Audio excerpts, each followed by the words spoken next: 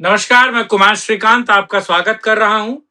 और आज बात इंडियन आर्मी को लेकर। इंडियन आर्मी के चीफ मिस्टर द्विवेदी ने आज एक बहुत बड़ी बात कही। अब ये सर्वधर्म वड़ा पाव, सर्वधर्म संभाव, या फिर आप कहिए कि शत्रु बोध का ज्ञान नहीं होना। उन्होंने कहा कि ऑपरेशन सिंदूर में वो बम नहीं मारते थे जिस वक्त नमाज होती थी, यानी कि पाकिस्तान में बम नहीं मारते थे जिस वक्त वो नमाज होती थी, या उस वक्त वो एक तरीके से पाकिस्तान के खिलाफ युद्ध से साइड हो जाते थे जिस वक्त वहां के लोग नमाज पढ़ते थे और वहां के लोग सीधे तौर पर देखा जाए तो अपनी प्रेयर करते थे, यानी कि वो पिछवाड़ा उठा के सर नीचे करने का काम करते थे। अब वो भूल गए कि भारत में जब प्रार्थनाएं और संध्या पूजन काल होता था तो क्या पाकिस्तानी उस वक्त आक्रमण नहीं कर रहे थे? क्या भारत के साथ कुछ गलत नहीं कर रहे थे या भारत के साथ युद्धरत नहीं थे? आप अक्षरधाम मंदिर को भूल गए, आप रघुनाथ मंदिर जम्मू को भूल गए, वैष्णो देवी मंदिर पर आतंकी हमले को भूल गए। शत्रुबोध की कमी क्यों है? ये सर्वधर्म वड़ा पाव इंडियन आर्मी के अंदर क्यों डाला जा रहा है? इंडियन आर्मी के रगों में सर्वधर्म वड़ा पाव का चूरन क्यों घुसाया जा रहा है? और सर्वोच्च व्यक्ति अगर इस बात को कह रहा है कि वो युद्ध करते वक्त, और यही सबसे बड़ी समस्या है, इसको देवलोहान से समझने की कोशिश करेंगे। एडवोकेट देवलोहान मेरे साथ जुड़े हैं। एडवोकेट देवलोहान भाई साहब, आपको राम राम, जय सिया राम। जय जय ठीक है, सिया राम जी, राम राम भाई साहब। आपको पता है मुगल जब भारत में आक्रमण करते थे तो वो अपनी सेना के आगे गौ रखते थे, गाय गाय रखते थे। और जब वो गाय के साथ आक्रमण करते थे तो भारतीय जो हिंदू थे वो अपने धनुष हथियार रख देते थे और वो उनको गाजर मूली की तरह काट के चले जाते थे।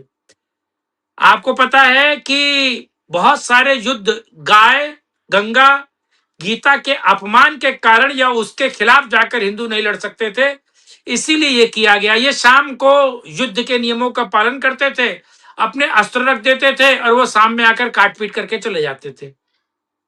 तो सठम साठम समाज से रहे कि ये विचारधारा या ये शत्रुबोध का नहीं होना आर्मी की किस चीजों को बताती है? आर्मी को प्रॉब्लम क्या है? आतंकी मरता है, उसको जमीनों दज करते हैं, जमीन में दफनाते हैं, फातिया पढ़ते हैं। अरे जब भाई सब लोग कह रहे हैं कि आतंकी का कोई दीनो ईमान, कोई मजहब नहीं होता, आतंकवाद का कोई धर्म नहीं होता, अरे तो इनको सुअर की चर्बी से जलाते क्यों नहीं है? जला दो, खत्म। ना वहां भीड़ जुटेगी ना फातिया होगा। क्यों? श्रीकांत भाई, इसमें ना दो चीजें साफ साफ है। एक तो किसी भी जो लड़ाई है, कोई भी जो युद्ध है, उसका उद्देश्य मात्र एक है। एक ही उद्देश्य के साथ कोई भी लड़ाई लड़ी जाती है और वो उद्देश्य होता है जीतना। और हरियाणा से लेकर, यानी कि ईरान जब 623 ईस्वी पर 623 ईस्वी में इन्होंने पहला आक्रमण अखंड हिंदुस्तान पे किया था, उससे लेके आज तक जो इस्लामिक विचारधारा है उसका एक ही ध्येय रहा है, एक ही उद्देश्य रहा है। और चाहे वो कैसे भी शाम दाम दंड भेद कैसे भी उनको पूरा करना पड़े, वो करते हैं, और वो है जीत। हमारे यहाँ पे उस जीत के साथ में बहुत सारे पेच घुसा देते हैं। लड़ेंगे नहीं रात को, झंडा गिर गया तो नहीं लड़ेंगे, गाय माता आ गई तो नहीं लड़ेंगे। भाई, सामने जो दुश्मन है, तुम एक बात साफ साफ देखो, सामने जो दुश्मन है वो तुम्हें हर जगह मार रहा है, हर जगह मार रहा है। तुम जहां फंस रहे हो वहां मार रहा है तुम्हें वो। लेकिन तुम्हारे मन में एक ऐसा, ये बड़ा अच्छा आपने वाक्य बनाया है, सर्वधर्म वड़ा पाव। तो ये वड़ा पाव खाने की जो एक आदत पड़ चुकी है ना, इतनी भयंकर पड़ चुकी है कि हम नहीं मारेंगे जब कोई आदमी नमाज पढ़ रहा होगा उसके ऊपर बम। भाई, तो ये बात उन्होंने नहीं सोची जब अबू बकर वहां खलीफा बने थे। अबू बकर और सबसे सफल खलीफाओं में से थे। उन्होंने अली, यानी कि खुद मोहम्मद का भाई, उसको नमाज पढ़ते हुए तो काट दिया था। करबला की लड़ाई हुई थी भाई साहब, उसमें हसन और हुसैन मारे गए थे, वो भी नमाज ही तो पढ़ रहे थे। आपको अपने दुश्मन के ऊपर प्रहार उस वक्त पर करना होता है जिस वक्त पर वो सबसे कमजोर हो। और अगर आप उस वक्त पर प्रहार नहीं करेंगे, तो मैं ये अक्षमा के साथ द्विवेदी साहब से कह रहा हूँ, द्विवेदी साहब एक बहुत जिम्मेदार पद पर हैं, हमारी सम्मानीय सेनाओं के अध्यक्ष हैं। तो इस तरह की जो मानवतावादी सोच है, इसी मानवतावादी सोच के कारण पिछले लगभग लगभग 1400 सालों से जो हिंदू धर्म है, जो सनातन सभ्यता है, वो इसी इसी इसी छोटी सोच का और इसी मानवतावादी सोच का खामियाजा भुगत रही है। आज आपने बचा लिया, कल को उनको मौका मिल गया तो कितना सही कहा आपने, क्या वो अक्षरधाम के टाइम पे चूक गए थे? उन्होंने इंतजार किया था मंदिर पे नहीं मारेंगे भाई। क्या वो आरतियों के वक्त पे बम नहीं फोड़ते? क्या वो जब क्रिश्चियंस की जो चर्च होती है उस चर्च के अंदर बम नहीं फोड़ते? आपका सॉफ्ट टारगेट पकड़ रखा है उन्होंने और आप उनका सॉफ्ट टारगेट पकड़ नहीं सकते। एक बात और मैं यहाँ रेखांकित करना चाहूंगा, और वो बात ये है कि भाई हम बम कहाँ मार रहे थे? भारतीय सेना बम मार रही थी, मिसाइल्स मार रही थी, ब्रह्मोस मार रही थी सिर्फ उन जगहों के ऊपर जो आतंकी जगहें थी, जो आतंकियों की पनाहगाह थी। क्या वहां पे आम आदमी आके और नमाज पढ़ेगा? आप खुद मेरे को ये बात बताइए श्रीकांत भाई, उन आतंकी पनाहगाहों के ऊपर अगर कोई सामान्य आदमी भी आ रहा है तो क्या वो आतंक का समर्थक नहीं है? उसको नहीं पता मुरीदके में क्या चल रहा था? अरे देव भाई, वो जो मदरसे में, झोला छाप मदरसे में आतंक की ट्रेनिंग दे रहे थे, तो क्या आप कहेंगे नहीं भाई मदरसा है, यहाँ बच्चे पढ़ते हैं, भले आतंकवादी बनते हैं, बम मत मारो? ये क्या CHO तो 4 हुए पड़े। और इसी मतलब के दौरान अगर यही बात हम इजराइल को समझाने लग जाएं कि बाबूजी आपने बम नहीं मारने हैं क्योंकि वो नमाज पढ़ रहे, वो तो सारा दिन नमाज पढ़ते रहेंगे, 5 वक्त तो वैसे ही पढ़ते हैं, वो उस 5 वक्त को 10 वक्त कर देंगे कि इजराइल को तो बम मारने का टाइम ही नहीं मिलेगा। लेकिन ये सेम चीज उनके ऊपर अप्लाई नहीं होती। वो नमाज पढ़ते पढ़ते भी उठ के किसी के ऊपर मानव बम बन के फूट सकते हैं। क्या मस्जिदों में जिस टाइम पे मानव बम फूटते हैं, ये मानव बम फूटने के टाइम वो इंतजार करता है कि यहाँ पे ये नमाज खत्म होएगी फिर मैं फूट जाऊंगा? वो जानबूझ के वही वक्त देखते हैं। शिया और सुन्नी की जो लड़ाई वहां पे चलती है, अहमदियों की मस्जिदों में जो बम बांध बांध के वो फूटते हैं, या तालिबानी जिस तरह से हमले करते हैं, वो तो इंतजार करते हैं कि हमारा दुश्मन कमजोर कब होगा तब जाके फूट जाएंगे। मेरे मेरे ख्याल से ये बेहद ही एक गैर जिम्मेदाराना और एक एक फौज को, एक एक सेना को रखने के लिए, एक सेना को बनाने के लिए, उसकी संपन्नता के लिए देश का बहुत मोटा पैसा लगता है श्रीकांत भाई, बहुत मोटा पैसा वहां खर्च होता है। और जब आपकी सोच ऐसी हो तो क्या ये नहीं हमें लगता है कि वो देश का जो पैसा है वो कहीं ना कहीं सही जगह पे नहीं लग रहा है, अगर हम अपने दुश्मनों के साथ ही ऐसी सहानुभूति बरतने लगे? आप मेरे को बताइए, अगर उइगर के अंदर चीन इस तरह की सहानुभूति बरतता तो क्या आज चीन वो चीन होता जो आज अर्थ शक्ति, एक महाशक्ति चीन बन चुका है? क्या चीन वैसा वैसा चीन बन सकता? अगर चेचन के अंदर रशिया यही सोच रखता तो क्या आज की जो महाशक्ति रशिया है वो रशिया बन सकता था? भाई साहब आप बताइए श्रीकांत भाई। अरे इजराइल से सीखना चाहिए। इजराइल क्या करता है, किसी उसने हिजबुल्ला के कमांडर को मारा तो हिजबुल्ला के कमांडर के बॉडी के अंदर वो घुसा देता है, ठीक, घुसा देता है, और फिर लाखों की भीड़ आती है और उस लाखों की भीड़ जो है उसको दफनाने जाती है, मरसिया पढ़ने। और जब वो मरसिया पढ़ने जा रही होती है तो उसको पता होता है, वो कहता है, और जो भीड़ होती है उसको भी सीधे बिना रिजर्वेशन सारी RAC क्लियर हो जाती है, सीधे 2 टियर मिल जाता है, 2 टियर नहीं, फर्स्ट ईयर, 1 टियर, 1 टियर में सीधे प्लेन पहुंच जाता है साहब, उनको ऊर्ध्व बिल्कुल। गति की प्राप्ति हो जाती है। तो कुछ तो सीखो, शत्रु बोध की कमी है, शत्रु बोध नहीं है। शिवाजी, महाराणा शिवाजी से सीखिए, राणा प्रताप। यही हुआ था, यही हुआ था इस देश में, आपको पता है, पृथ्वीराज के साथ। पृथ्वीराज ने कितनी बार छोड़ा था? आप तो 18 इतिहास के मुझसे बहुत ज्यादा ज्ञाता हैं। 18 बिल्कुल बिल्कुल। मोहम्मद गोरी के साथ जो व्यवहार उन्होंने, एक मानवतावादी व्यवहार किया, 18 हाँ मौके उनको मिले, 18 के 18 छोड़ दिए, लेकिन मोहम्मद गोरी को एक ही मौका मिला और हाँ उसने वो एक भी नहीं छोड़ा। हाँ, आपने क्यों भारत, छोड़ा? बात आपने सही है। 18 छोड़े हैं। क्यों? क्योंकि आपको महान बनने की है ना एक फितूर चढ़ा हुआ है। अक्सर मैं इसको ना गॉड चुल सिंड्रोम चुल कहता हूँ। चुल चुल कटिए, है, चुल। हाँ, चुल हाँ रखनी है बस। गॉड सिंड्रोम, हम भगवान हैं और भगवान कभी गलत नहीं करेगा। अरे गलत क्या है? आपने बिल्कुल सही एग्जांपल दिया भाई। तुम इसराइल से क्यों नहीं सीखते? इसराइल इंतजार करता है कि कब इकट्ठे होंगे। आज वो आतंकवादी नहीं है, लेकिन वो कल का आतंकवादी है। छोटा छोटा बच्चा जब आप पाकिस्तान के अंदर, चाहे वो मदरसे में जाता हो, चाहे वो वहां के इंग्लिश मीडियम स्कूल्स में जाता हो, उससे जब पूछते हैं बेटा तू क्या बनेगा, तो उसकी एक ही भाषा होती है, एक ही शब्द होता है, मैं तो इंडिया से बदला लेऊंगा।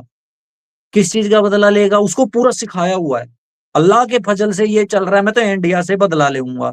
अरे भाई इंडिया से बदला तो तू ले ही लेगा, क्योंकि इंडिया वाले तो अगर तू नमाज पढ़ने लग गया तो तेरे को मारेंगे नहीं। फिर तो जो ये रोड के ऊपर नमाज पढ़ रहे हैं हमारे यहाँ पे, इनको भी नहीं मारना चाहिए हमें। रोड के ऊपर पढ़ने देना चाहिए ना, हाईवे के ऊपर बिठा देते हैं चलो इन सबको। दिल्ली मुंबई हाईवे के बीच में बड़े बड़े नमाज के ग्राउंड बना देते हैं, रोड के ऊपर ही कहते हैं भाई अच्छा रोड है, सुंदर रोड है, चौड़ा रोड है, आओ चलो यहाँ पे पढ़ो आप। कितना अच्छा लगेगा, क्या माहौल होगा। गडकरी को कहो ना एक एक हाईवे बना दे, उस हाईवे पे दिल्ली से लेकर कलकत्ता तक नमाज पढ़ने की रोड हो वो। आओ रोड पे नमाज पढ़ो। क्या कर रहा है गडकरी? बनवा दो नमाज एक पढ़ने की रोड। जगह नहीं बनवा, अरे जो हाँ, बन जगह रखे नहीं हैं बन उन्हीं के रही। ऊपर जो बना रखे हैं उन्हीं पे परमिट करो ना फिर तो, कि भाई अरे शुक्रवार को ट्रैफिक नहीं चलेगा, देव भाई, शुक्रवार को सिर्फ नमाज पढ़ी जाएंगी। देव भाई, तो हाफिज सईद तो बहुत अच्छा आदमी है यार, 5 बड़ा वक्त का धार्मिक नमाजी है। आदमी है। उससे बढ़िया पांच क्या हो वक्त का सकता है? उस क्यों? 5 वक्त का नमाजी है हाफिज सैयद। और हाँ, उस 5 वक्त के नमाजी को तो फिर तो हमारे यहाँ पे यूजीसी का चेयरमैन बना देना चाहिए, कि बाबूजी आइए, आपको क्यों आतंकवादी बना रखा है, हम आपको यूजीसी का चेयरमैन बना देते हैं। आप बताइए, हाँ, क्योंकि वो भी तो मदरसा ही चला रहा है ना वहां पे। आप बताइए हमें हाँ, सिलेबस कैसे डिजाइन करना है। क्यों? क्योंकि आप तो नमाज पढ़ रहे हैं, आपके ऊपर तो हम कुछ करेंगे ही नहीं बाबूजी। और फिर जो संसद भवन के अंदर एक ब्रेक होती थी, आप बहुत इन मामलों के जानकार हैं, जो नमाज की ब्रेक थी जिसको बंद किया गया, फिर तो वो भी गलत है। फिर तो हाँ। आके द्विवेदी साहब को कहना चाहिए कि ये क्यों बंद कर दी। 5 के 5 वक्त जब नमाज होती है तो उस वक्त पे संसद भवन बंद हो जाने चाहिए, सरकारी दफ्तरों की छुट्टियां हो जानी चाहिए। भाई जो भी बसें चल रही हैं, बसें रोक देनी चाहिए, कि बस रोक दिए अरे हमने, पढ़ो तुम। देव भाई, संडे की छुट्टी बंद कर दो, फ्राइडे कर दो। फ्राइडे कर दो, अच्छा लगेगा, नमाज पढ़ने में आसानी होगी। हाँ, अब पूरे देश को कहो सब नमाज पढ़कर सेल्फी अपलोड करें। जो नमाजी है सेल्फ उसको उसको ट्रेनिंग लेने की जरूरत नहीं है, इंडियन आर्मी उसको ऐसी जॉब दे देगी। और इंडियन आर्मी में एक अलग से रेजिमेंट बनाई जा रही है, नमाज रेजिमेंट, जो ट्रेनिंग दे रही है लोगों को।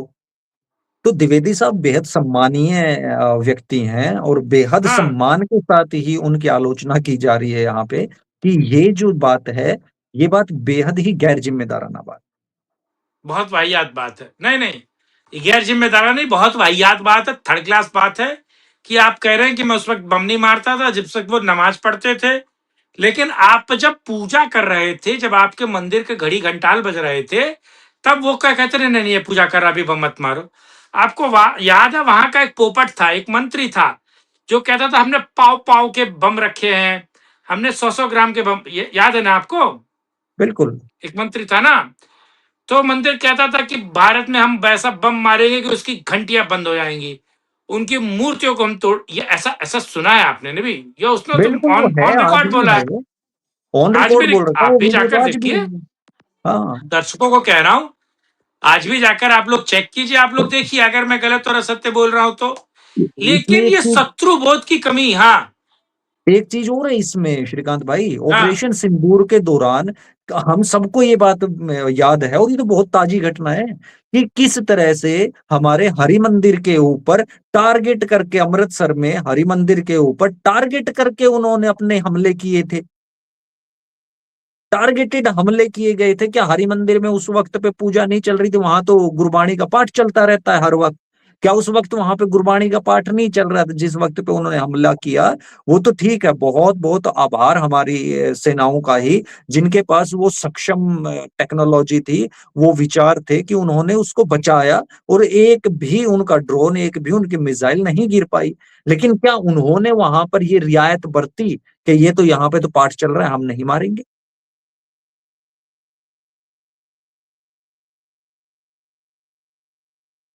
लेकिन ये सर्वधर्म वड़ा पाव, जिसे सर्वधर्म संभाव आप लोग कहते हैं, मैं उसे सर्वधर्म वड़ा पाव कहता हूं।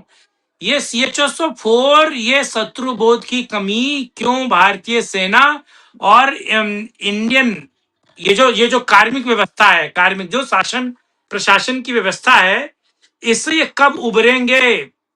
इसके लिए क्या एंटीडोट चाहिए? कैसे ठीक होगा? आर्मी की आपको पता है यही बुम बुम ओला उबर कह के फटने वाले न जाने कितने मौलवी और कितने जो लोग हैं वो इंडियन आर्मी को हर साल ईच एंड एवरी डे वो नुकसान पहुंचाते हैं। जी, एक चीज फाइनल और मैं रिमार्क भी जोड़ना रखिएगा देव चाहूंगा, भाई। फाइनल रिमार्क में मैं रखना चाहूंगा, अगर कारगिल के वक्त पे, उस वक्त जब कारगिल का हमला पाकिस्तान ने किया और हमारे रणबांकुरे कारगिल के वक्त पे लड़ रहे थे, अगर उस वक्त पे कोई आर्मी जनरल हमारा ये कह देता कि अगर ऊपर चढ़ा हुआ जो आतंकवादी है वो नमाज पढ़ रहा हो तो तुमने गोली नहीं चलानी, तो क्या हम कारगिल में जो हमारी धरती उन्होंने कब्जा रखी थी उसको छुड़वा पाते श्रीकांत भाई?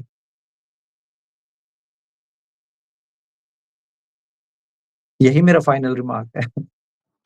ये लॉजिक ही नहीं बनता। बहरहाल ये वीडियो आपको कैसा लगा कमेंट बॉक्स में अपनी राय रखिएगा और वीडियो को लाइक शेयर चैनल को सब्सक्राइब करिएगा। देव लोहान भाई का दैनिक अंगारा यूट्यूब चैनल है, उसको जरूर सब्सक्राइब करें और यूपी न्यूज लाइव 87 उसको भी जरूर सब्सक्राइब करें। बहरहाल आज के लिए इतना ही, किसी और वीडियो में राष्ट्रहित में चर्चा करेंगे। तब तक के लिए जय हिंद, जय भारत, वंदे मातरम, नमस्कार, जय श्री राम।